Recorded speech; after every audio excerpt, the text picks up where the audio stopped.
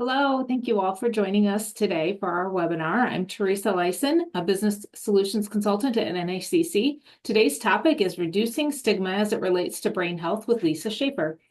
Lisa is an NICC business and community solutions trainer, teacher, counselor, and small business owner with over 20 years of experience in education and sales. She is certified as a facilitator of the John Maxwell Leadership Curriculum and Daniel Pink Drive Curriculum. Lisa is an expert in employee engagement, organizational business psychology. What's that? Yeah. Sorry.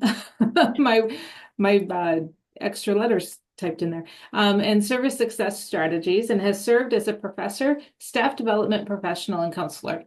Her experiences include working for Walt Disney World, hosting and on-air radio programs, as well as over 15 years of education, corporate training, and executive coaching experience.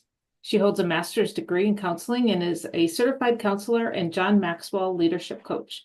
In this session, Lisa will be presenting on reducing stigma as it relates to brain health and burnout. If you have any questions throughout Lisa's presentation, please add them to the Q&A or chat box at the bottom of the screen, and we will save time at the end of the webinar to answer those. And with that, I will turn it over to Lisa. Thanks for joining us today. Thanks so much, Teresa, and thanks so much for being here today. May is a special month because, of course, it is Mental Health Awareness Month, and I love the topic of trying to discuss how do we reduce stigma around the area of mental health and brain health. And as a mental health first aid trainer and, of course, counselor, it's as important to really ask people, how comfortable are you in discussing certain situations and what you're experiencing? You know, one of the big questions I like to ask is, how are you feeling? How are you doing? What's your current story?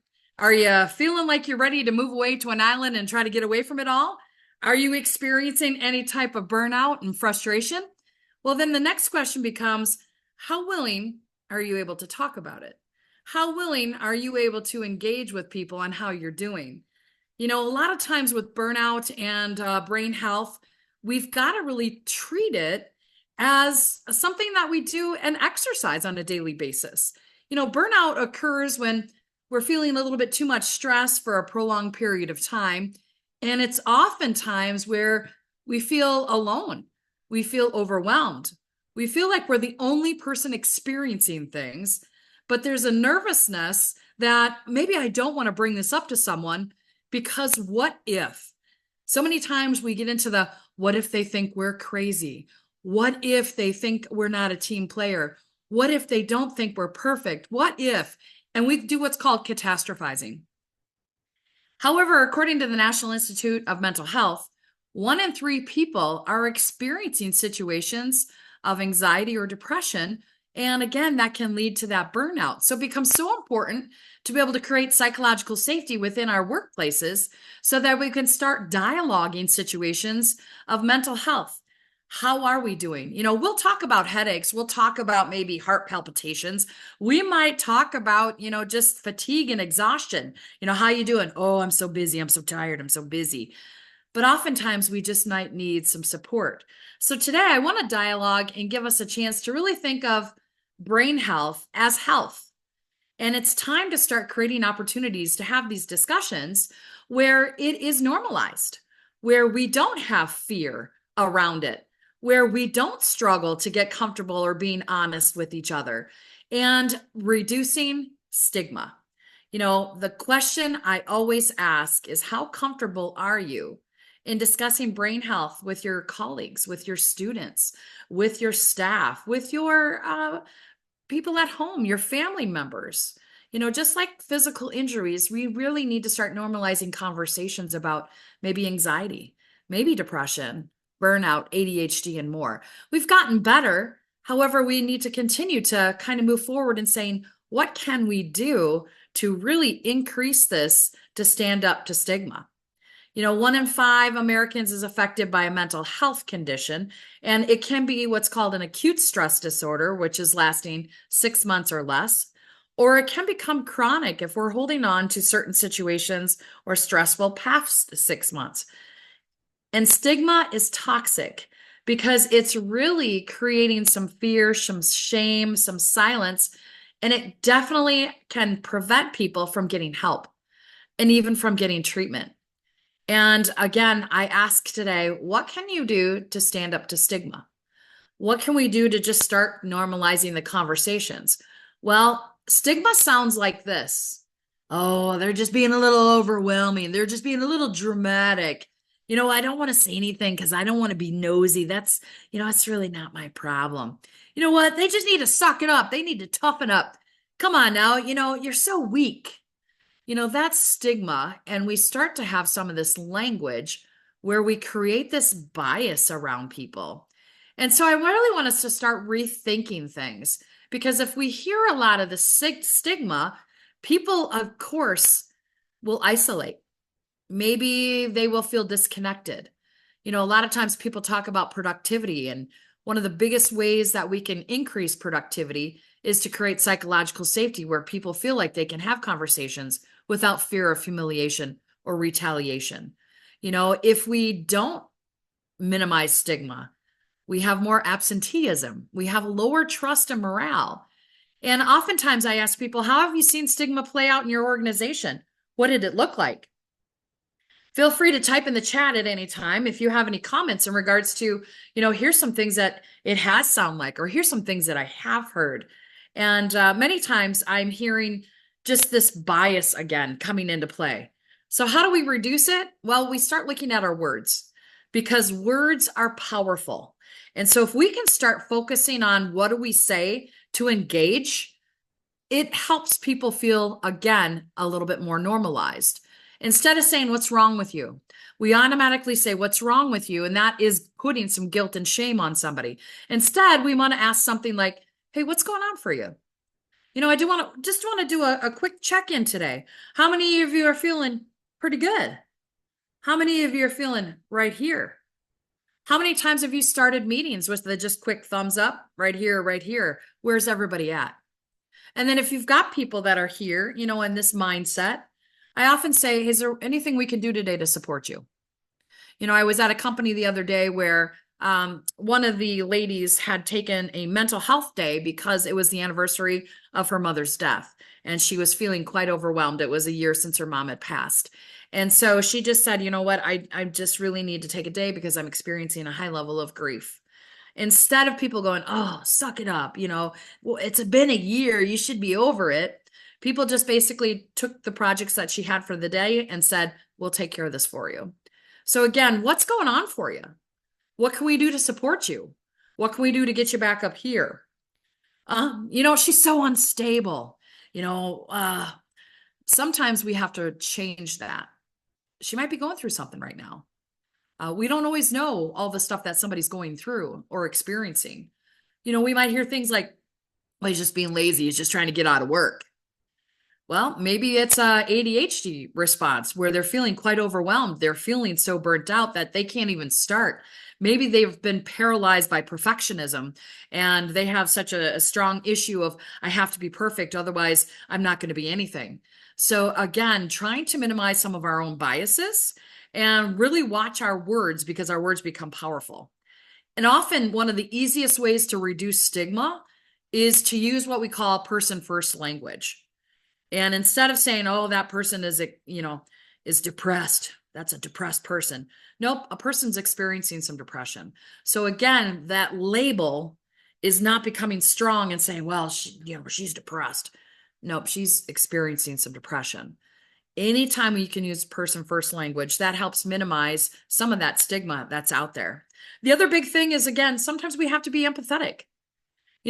We sometimes get into the mindset, well, somebody's just trying to play us, or, I can't trust them. They're just being lazy. We got to be empathetic. There's a lot of stuff that's going on outside of the workplace that people are bringing to the workplace with them.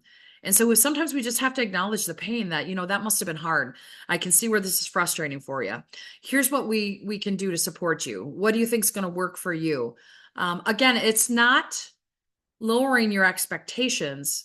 It's acknowledging the pain and saying, what can we do to support you in order to meet these expectations? Again, just acknowledgement. This must be hard. I can see this is frustrating. However, here's what we need to be able to do. What do you think it's going to take for you to get there? Share how you feel. Sometimes we have to be a little bit vulnerable, but make sure that you're not minimize them when you share how they feel.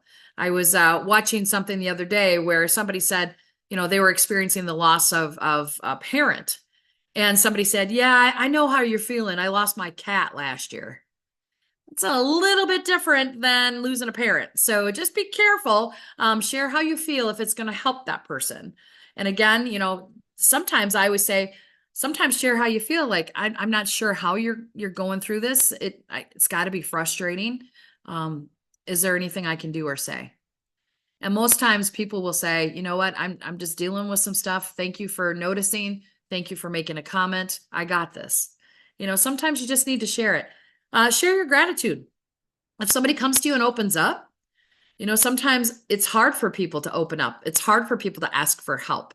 It's hard for people to be vulnerable. And just, I appreciate you letting me know. Again, I always like to ask, is there anything I can do to support you right now? And sometimes just being a listener is all somebody needs. They don't need you to fix it. And showing interest, again, if somebody's going through something, and it can be very isolating for people. So always going back, I realize that there's some stuff that's happening. I realize it's got to be tough for you. What can I do to support you? That gets the conversation going. And again, just giving people the chance to showcase, it is a little overwhelming. It is hard. And one of the biggest things in reducing stigma is trying not to minimize. So many times people will say, oh, well, don't you worry about that. Everything happens for a reason. Ugh, that can be frustrating for people. Like, what is the reason that this is happening? This too shall pass. Just look on the bright side. We call that toxic positivity. Sometimes, people need to be able to feel the feels, and just validating to say, that's got to be tough. I know how you feel. Be careful with that one, because do you really know how they feel?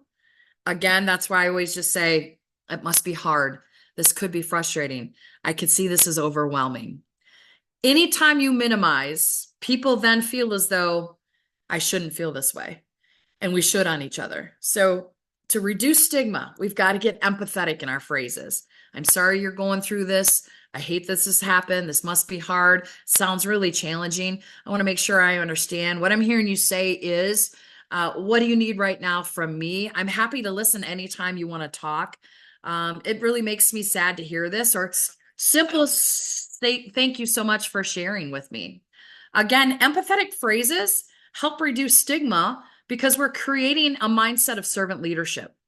And when we create servant leadership, we have this belief system then that it's okay to share concerns, to speak up about mistakes, to hold each other accountable without fear of punishment, without fear of humiliation. Psychological safety is as important as physical safety. And we spend so much time training on physical safety, we don't often train enough on psychological safety. But it's the key to helping performing teams. It's the key to be able to have crucial conversations with each other, where you can set expectations and say, here's the expectation. What do we need to do to get there? I realize there's a lot of stuff that's going on. What can I do to support you to get to this level? Again, having those crucial conversations requires psychological safety, and psychological safety requires us to reduce stigma around situations of brain health. And how do we create psychological safety? Recognize that there's going to be some fear. There's some fear in our workplaces right now. There are a lot of people that are nervous about what's going on in our culture, in our current society. And sometimes it's a matter of, here's what we know to be true. Fear creates irrational belief systems in people. We have what's sometimes called manufactured fear. Manufactured fear is where we catastrophize. And so when we're going through changes, and especially if companies changing, one thing that we always talk about is what isn't changing. So people have a sense of control. When people don't feel like they have control, they go into catastrophizing and overwhelm and anxiety. So take time to share with each other. What do we need to keep doing, stop doing, or start doing to create more psychological safety within our teams? Most of the times when I do this with companies, they say we need to learn to listen more. and we need to learn to validate. And if somebody is upset, we need to not try to convince them, but rather hear them out. Hold one-on-one sessions with people. If you see something, say something. Acknowledge fears. What are some fears you're having right now? I can see this is overwhelming right now. I know there's a lot of people that are nervous about the economy. And am I going to be able to afford things? We have a lot of anxiety that's happening around current situations. Acknowledge it. I'm not sure what's going on, but here's what we know for sure. And what can we do to support each other through that? One of the biggest things too is sharing information on benefits, especially your EAP. So many times I go into companies and they're like, I don't even know what the EAP is. And a lot of people have benefits with the employee assistance program. So people sometimes don't know what it is, but they also are worried that their employer is going to know that they called and what they called about. So I always talk about the importance of showcasing your EAP and the confidentiality around it. And it's not just counseling, it's financial support. A lot of times there's stress and anxiety that people experience if they're going through a tough time, like maybe a divorce. And many of the EAPs have some financial support that they have someone that they can talk to as well. If you've got a lot of times where people maybe need to take a mental health day or whatever, sometimes I encourage people to, make it somewhat easier for them.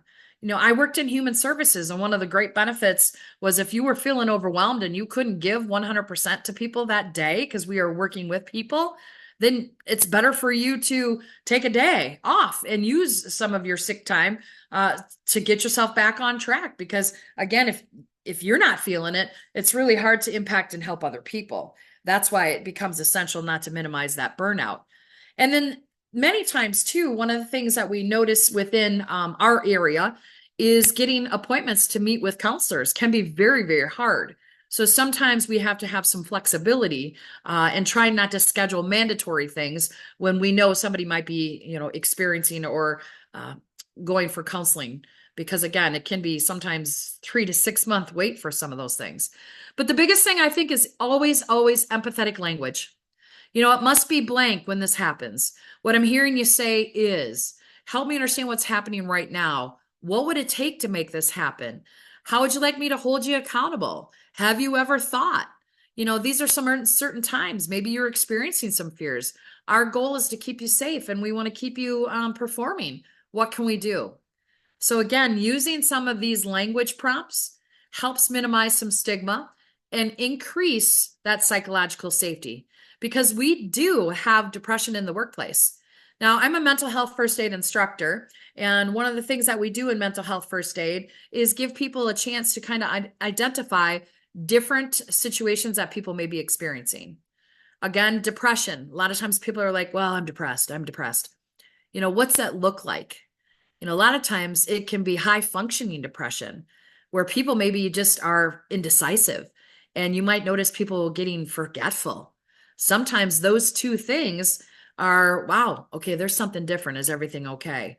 So just being able to educate yourself around some of the high end types of situations people are experiencing helps you reduce stigma. I see a lot of this one, high functioning anxiety. A lot of times people are overthinking and trying to people please, and others are like, man, they're just so detail oriented and they're so outgoing. If somebody's too detail oriented, they take a lot of time trying to accomplish a task, because if it's not perfect, they have a hard time starting. They might be, again, super helpful and they're saying yes to so many things, but they're having trouble saying no. And so maybe their workload becomes super high. So I encourage you, if you supervise people, sometimes make an ask. Hey, this is an important task. When do you think you could get it done by? Again, helping people prioritize their time. These are tier 1 projects that need to be completed as soon as possible. Maybe these are tier 2 and we can move these to another timeline. But again, reducing stigma helps us start talking about time management and, again, not minimizing. If you've got a lot of burnout with your staff, a lot of times people don't feel supported. Check in with people. How are you doing? Do you have everything you need to be successful today? What's happening? because our perception of stress, our perception of a situation will impact us, because it's not the stress that's hurting us, it's how long we're holding on to it. And if there's a lot of stigma around things, people are holding on to stress for quite some time. Well, I didn't want to say anything. There's a lot of conversations that need to be had within the workplace, but people are nervous to have them because we don't have the psychological safety that's necessary. And then they hold on to the stress, which can then sometimes cause chronic issues. So again, just looking at maybe some of these small acute stressors that if we can just address really quickly, we can prevent them from turning into chronic stress scenarios. So focusing on, again, what can we do to reduce the stigma? Well, there's some ways that many companies are kind of helping reduce stigma. Starbucks right now is using a Calm app. And again, they give their staff membership to be able to access Calm. And it has a variety of different things with meditations. They do 5-minute types of things where you can just disconnect for a couple minutes. Headspace is another one that people have been using. It's again, letting people know that we're here for you. You know, I was laughing. I was at a school district. They had a napping pod in the library. And again, giving people just a quick break from the noise, the light. So again, letting people spend some time in a dark, silent room can help minimize some of the stress. Giving yourself some permission to relax. You know, so many times we're glamorizing busy. And, you know, if do we have time within our work time where we can give just a 5-minute break time of relaxation and, you know, giving space for people to connect. The other big thing is reducing stigma is really prioritizing and help delegate. You know, the more we can focus on helping people see what they're responsible for, what do they need to do, what do they need to schedule, what do they need to delegate, what do they need to delete. These are things that become overwhelming for people, especially if they have a hard time saying no and they have a lot of anxiety around the fact that, you know, I have to be everything to everybody. When we can dialogue these things, we can help reduce anxiety in the workplace. The other big thing is if you're experiencing someone in your workplace that is getting quite emotional, quite worked up, and you're thinking to yourself, wow, how do I help them? Well, try to get them present with where they're at. If you're feeling in a lot of anxiety yourself, you know, sometimes I ask people to, you know, visualize where you're at right now. Just describe your surroundings. What can you hear? Take some deep breathing strategies. You know, we don't breathe deeply enough. Sometimes we teach people how to refocus if they're feeling overwhelmed. Emotional intelligence is a huge training that a lot of companies are doing right now to help people respond versus react to scenarios and situations. So those types of trainings are helping reduce that stigma, because they're saying, hey, you know what? There are times where you are going to get frustrated and overwhelmed. You might have some anger or again, some anxiety. Here's some things we can do to kind of minimize that. So again, just being able to focus on how do I support my teammate, but then also how do I focus and support myself? You know, oftentimes people say, just get outside, take a 5-minute walk. Many companies right now have walking paths. I work a lot with manufacturing companies, and many of them have walking paths around their facilities to get people out. There's talk and walk meetings. Some people are doing walking meetings just to get that 5 minutes of energy. Again, reducing some of that stigma, focusing on our brain health. Many celebrities right now are trying to help reduce stigma, just being able to showcase and share, hey, you know what? This is a typical situation. You know, 1 in 3 are experiencing some type of anxiety or depression. 1 in 5 are experiencing some type of mental health-ish illness. And again, sometimes we don't always need therapy. Sometimes we just need support of 1 or 2 people who have the willingness to listen without judgment. And if we can reduce the judgment, we can reduce the stigma. And when we do that, again, we can start to help people get some control over things. Because the biggest thing that we want to be able to provide is control over conversations. You know, here's the expectations. I want to coach you up to these expectations. What's it going to take for you to get there? We want to have some trainings. You know, many times we have just quick webinars like this, checklists, other guidance, especially for supervisors or managers who are working with people who are struggling at the time. or just, hey, taking breaks and giving us a chance to exercise our brain health, providing consistency and routines, doing camaraderie types of activities with checking in and having mentors, especially for new staff. And then again, that whole importance of empathetic listening. I was at a company the other day and I took a picture of their tags. On the back of their tags, their ID tags, they had all of these different resources available. I love the 741-741 because it's a text where you can just check in and say, hey, I'm feeling this. And you've got a chance to talk to somebody. Have realistic expectations with people. Give constant support if necessary. But again, sometimes people say, well, I can't constantly give support all the time because what if I get taken advantage of? Again, I like to err on the side of caution. And I like to say, hey, you know what? I notice things are different. Is everything all right? I'd like to talk to you about this. What can we do to work up and get this working back to where we need to be? Give practical help and let people know that you care about them and be genuine in that. If people you feel like you're being taken advantage of, then maybe that's a conversation starter. I really want to be sympathetic and supportive. However, sometimes I feel like you're using this as a situation to get out of things. Help me understand what's going on. How can we work together to coach you to have higher expectations? What's going on in that particular area? Have those conversations with each other. Again, if you're wondering how to help, there's so many things out there to help you with. Just simple conversation. How are things going? You don't seem like yourself. Is there anything that I could do to help? Have you ever thought about talking to somebody about this? Please don't tell them that they need therapy because that will get you sued. But if you say, have you ever thought about talking to somebody? That is just a conversation question and it's a non-judgmental question. And again, my favorite phrase is, it must be frustrating when this is happening. What can I do to support you?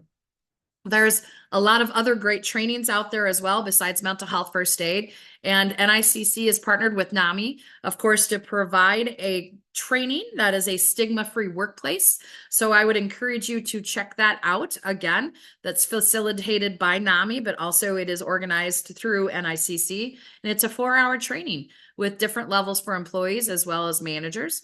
And also, again, just looking to see what are other resources out there in the Dubuque land area. Brainhealth-now.org also gives you a chance to help kind of get people having health toolkits to create ways to reduce stigma within your organization.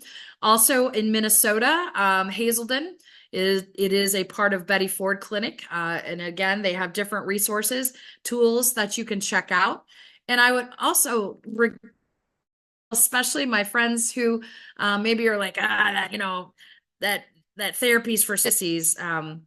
Colorado created a mantherapy.org, which is helping people, again, look at how to use humor to reduce some stigma. So I would encourage you to focus on some of those types of things as well. The other big thing is just recognizing, why did I choose this profession? What are experiences that can help me with that? So my friends, reducing stigma, we could talk hours for this, but I just wanted to give you a chance to kind of highlight and see what were some of those things that you could do. I want to take an opportunity for any questions or comments, and I know Teresa's going to join us back online here for things that you have that you wanted to be able to look at today. So any questions or comments today?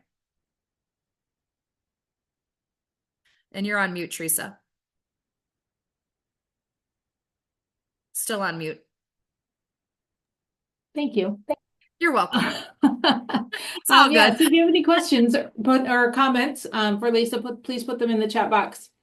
And we will have a quick poll pop up on your screen. If you could take just 30 seconds to answer these 3 questions, we would appreciate your feedback from today's session.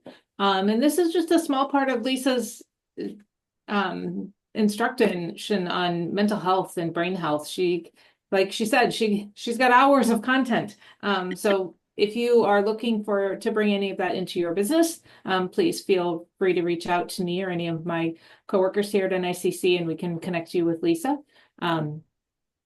So I'm not seeing any questions, but please feel free to drop anything in or any comments even. We appreciate your time today and your 30 minutes with spending it with us and with Lisa Schaefer. Our next webinar will be held on June 9th with Brooke Fitzgerald on finding our way to enough. Look for that registration link on our LinkedIn and Facebook pages. And then we will be taking a break from our monthly webinars over the July and August summer sessions. So June will be wrap up our first year of our free webinars. So Lisa, I'm not seeing any comments or questions for you. Sounds good. And again, I just want to close out the statement that, psychological safety is just as important as physical safety. So please, again, find ways to be able to dialogue that within your organizations. And thanks so much for having me today, Teresa. You're welcome. Thanks, Lisa. Thank you, everyone. Have a great week.